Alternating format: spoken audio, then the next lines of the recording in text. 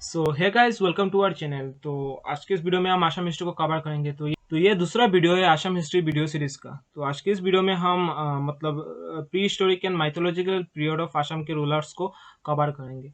तो अगर आप इनमें से कोई भी एग्जाम्स के लिए प्रिपरेशन कर रहे हैं तो आप इस वीडियो को देख सकते हैं। आपको ज़रूर इस वीडियो से फ़ायदा मिलेगा। और अगर आपको कोई भी सजेशन या फिर क्वेरी है तो हमारे इस ईमेल आईडी पे मुझे मेल भी कर सकते हैं।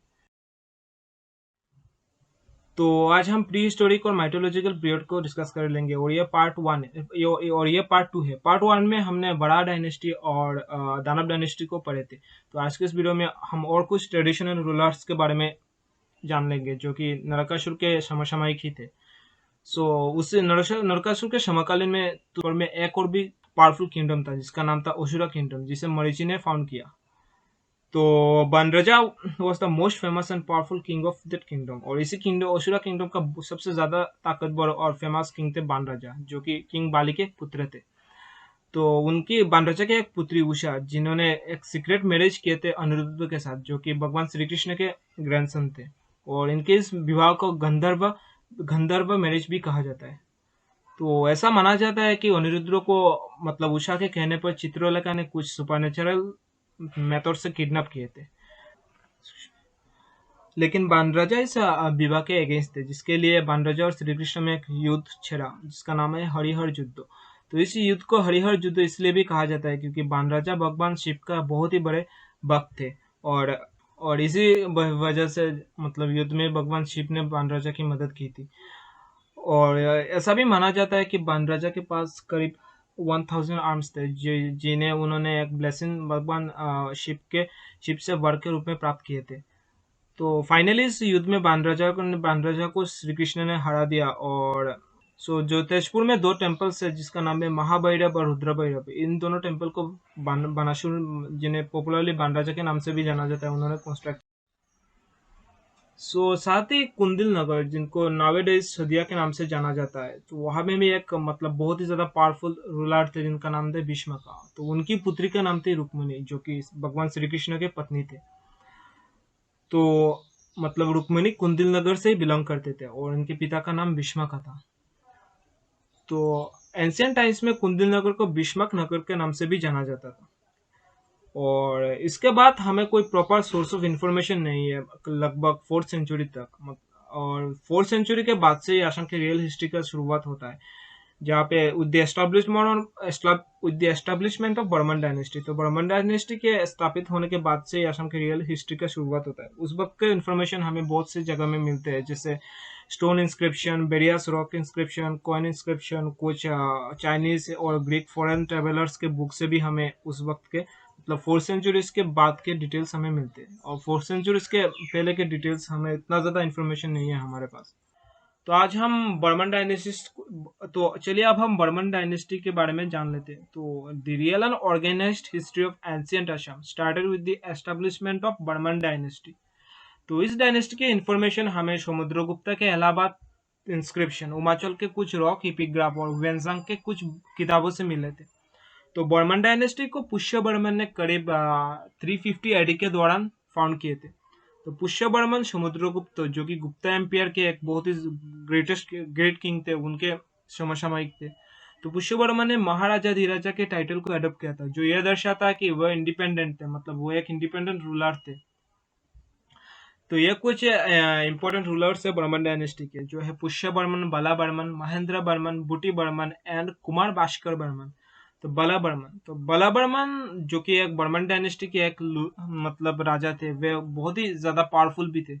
और गुप्त डायनेस्टी के समुद्रगुप्त के साथ उनका काफी अच्छे रिलेशंस भी था, लेकिन समुद्रगुप्त ने अश्वमेध यज्ञ परफॉर्म किए थे, जिसमें एक गुड़े को यज्ञ में छोड़ा जाता है। और ये गुड़ा जिस भी राज्य से होके दौड़ेगा, उस राज्य के किंग को यो यज्ञ परफॉर्म करने वाला किंग के साथ युद्ध करना पड़ेगा। और अगर वे युद्ध नहीं करना चाहते तो अपने राज्य को उनके सामने समर्पित करना होगा। तो इसी यज्ञ के दौरान ही बलबर्मन को समुद्रगुप्त ने डिफीट किया।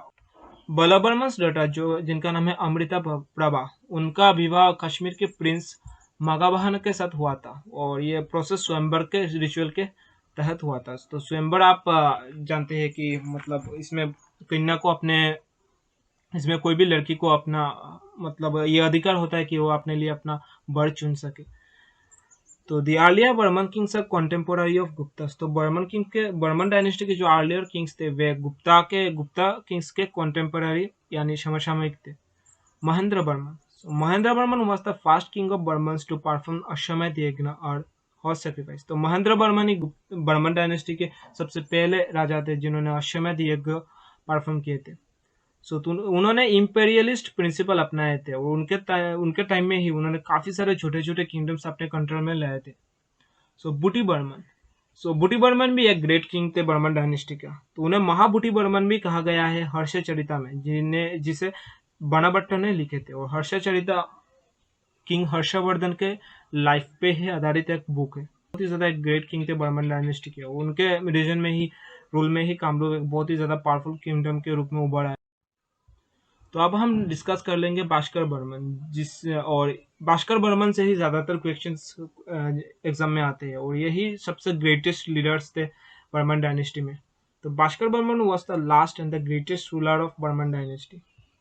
तो उन्होंने हर्षवर्धन के साथ अलायंस किए थे और बहुत ही मतलब अच्छे अलायंस थे, रिलेशंस थे उन्होंने उनके हर्षवर्धन के साथ। तो हर्षवर्धन उस वक्त नॉर्थ इंडिया में रूल कर रहे थे।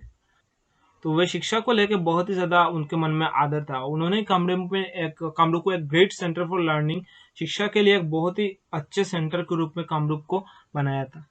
तो उनके ही रूल में चाइनीज ट्रेवलर जिनका नाम था वेनसांग, उन्होंने कामरूप को विजिट किया था। उन्होंने मतलब भास्कर बर्मन ने हर्षवर्धन के साथ बहुत ही अच्छे फ्रेंडशिप किए थे। Wenzhang visited Kamrup on the request of Shilabhadra, the head of Nalanda University। तो वेंजंग नालंदा यूनिवर्सिटी के एक स्टूडेंट थे और वहाँ के हेड शिलाभद्र के कहने पे ही वे कामरूप को विजिट किए थे। तो Bhaskar Burman was the greatest of all Burman kings. During his rule, the major industry of Kamrup was boat building।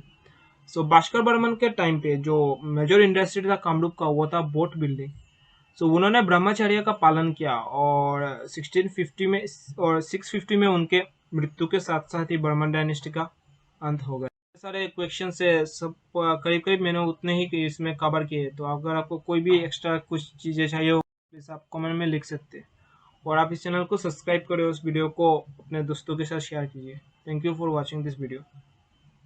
और अगले वीडियो में हम मतलब और भी जो काफी सारे डायनेस्टीज है, मतलब बर्मन डायनेस्टी के बाद के जो डायनेस्टी जैसे सालस्तंबा डायनेस्टी, पाला डायनेस्टी, उनके बारे में बात करेंगे। तो thank you for watching this video.